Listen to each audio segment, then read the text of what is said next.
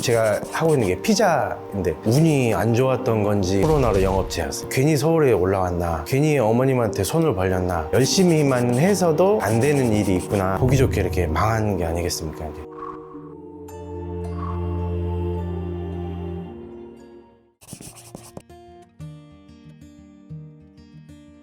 안녕하십니까. 저는 서울에서 이제 자영업하고 있는 40대입니다. 총 채무액이 2억 3천 가량 되고요. 환갑률은 이제 77% 정도, 매월 이제 상환액은 109만 원 정도, 48개월 변제입니다. 회사가 어려워져서 명예퇴직을 하게 됐습니다. 그래서 일자리를 찾자 서울에 올라와서 집도 얻기가 힘들어가지고 옥탑방에서 이렇게 생활했는데, 여름에는 덥고 겨울에는 엄청 춥고 여러 가지 일을 하다가 코로나로 같이 직격탄을 맞아서 마지막으로 생각했던 게 이제 자영업을 시작하게 됐습니다. 시작하고 나서 일주일 만에 이제 영업 제한이 걸렸습니다. 그때부터 영업이 조금씩 어려워지다 보니까 대출을 조금씩 받다가 인건비며 재료비며 그리고 배달앱 수수료며 쌓이다 보니까 생활비하고 식비 쓰고 나면 거의 10만 원 정도 이렇게 남았던 것 같습니다. 그 전에 조금씩 있긴 있었는데 급격하게 늘어난 건 자영업 시작하고 나서부터 2억 3천 가량 빚을 지게 되었습니다. 제가 하고 있는 게 피자인데 프랜차이즈로 시작하지를 않고 개인 가게로 시작을 했는데, 운이 안 좋았던 건지 아니면 장사할 게 아닌 건지 시작하자마자 일주일 만에 코로나로 영업 제한, 그리고 딱 한 달 만에 치즈값이 거의 2배 정도 수준으로 올랐습니다.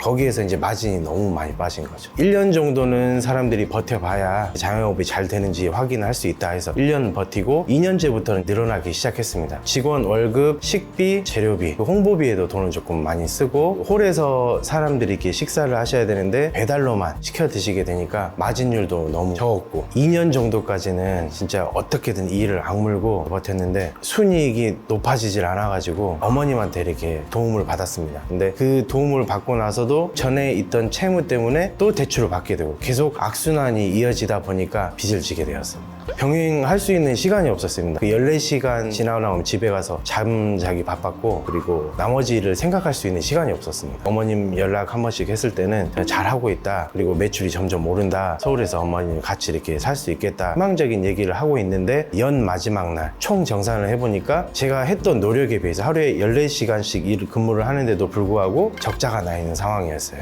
어머님이 총 읽어놓으신 돈하고 제가 가지고 있던 모든 재산 같은 경우를 그렇게 해버리니까 괜히 서울에 올라왔나, 괜히 어머님한테 손을 벌렸나, 열심히만 해서도 안 되는 일이 있구나, 그리고 어머니하고 했던 약속도 지키기가 힘들 수도 있겠구나, 다른 사람들이 왜 극단적인 선택을 할 수 있겠구나, 누구한테 하소연할 수도 없고, 정말 절망감이 너무 많이 들었습니다. 이자 원리금 포함해서 430 정도 됐습니다. 보기 좋게 이렇게 망한 게 아니겠습니까? 회생제도는 전혀 모르고 있었습니다. 가게 운영하는데 이제 정보를 얻는 거기 카페에 글을 읽다 보니까 회생제도하고 뭐 파산이라든지 그런 종류의 정보를 쭉 읽어보다 보니까 이렇게 힘든데 회생을 한번 해보는 게 어떨까, 이렇게 머릿속으로 조금 이제 생각을 하고 있었죠. 그 생각만 하고 이제 1년을 더 버텼습니다. 아프니까 사장 카페에서 왔습니다. 자영업을 조금 더 영위해보고자 이제 신청을 하게 됐습니다. 5군데 이상을 연락을 했었거든요. 어떤 곳은 연락을 주신다고 하시고 이틀 후에 연락을 주신 곳도 계시고요. 정보 같은 경우도 설명해 주실 때 너무 간략하게, 왜냐면 회생을 진행하는 사람들은 정말 절박해서 하는 건데, 그 절박한 심정에 대해서 정보를 정확하게 제공을 해줄 수 있으면 거기에 신뢰가 생깁니다. 근데 지름길 같은 경우는 저한테 정확히 그 신뢰를 주었습니다. 그리고 무엇보다 연락이 잘 됩니다. 안심할 수 있었습니다. 그 채무 전화 받는 게 정말 너무 힘들었습니다. 연체됐을 때 아침에 일어나 보면 부재중 전화 통화, 영업할 때 부재중 통화 전화를 계속 받았는데, 이게 받으면서 계속 미안한 마음이 들어가지고 중간중간에 못 받을 상황도 있었고, 갚아야 되는데 못 갚고 있으니까 제가 조금 죄인 같은 기분이 조금 많이 들고 있습니다. 나라에 더 이바지하게끔 더 열심히 살아야겠다, 이런 마음을 많이 가지고 있습니다.